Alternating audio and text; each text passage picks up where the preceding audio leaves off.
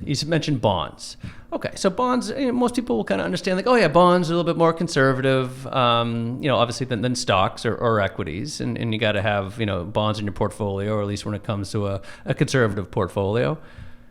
But even bonds themselves, if you say the word bonds, I'm not sure if you know this, but there is so many different types of bonds themselves, right? You have government bonds, you have corporate bonds, you have high yield bonds, you have emerging market bonds, you have municipal bonds, and then there's, what's the other one?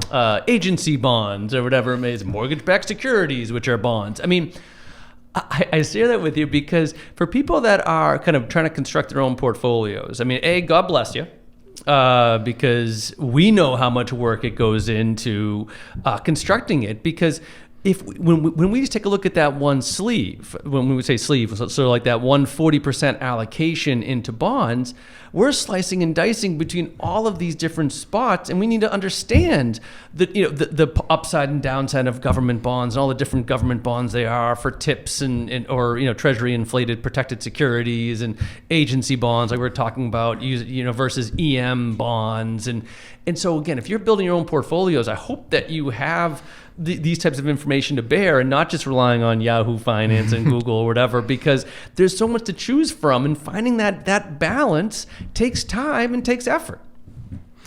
I couldn't agree more, Matt. Bond conversation is definitely one that could put some listeners and clients to sleep, but that's why we are here, though.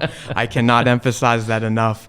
The bond world, people may look at that, and clients, listeners may look at the bond world as it's something that it's conservative and you can lay your hat on and be confident every day.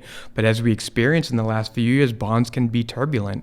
So selection is critical, Matt, and knowing what bond sector to invest in at the right time. And you mentioned government bonds, and that was very advantageous not too long ago, but we've also pivoted from that as well. So it's the amount of individual bond sectors there's a way more than I think the average investor listener can realize, in how advantageous it is to be in certain classes during certain economic times, like rising rates or lowering rates. There's certain bonds to be in at certain economic times, and if you don't have that research and tool to tell you that, or a team, really, in essence, you kind of in a boat without a paddle.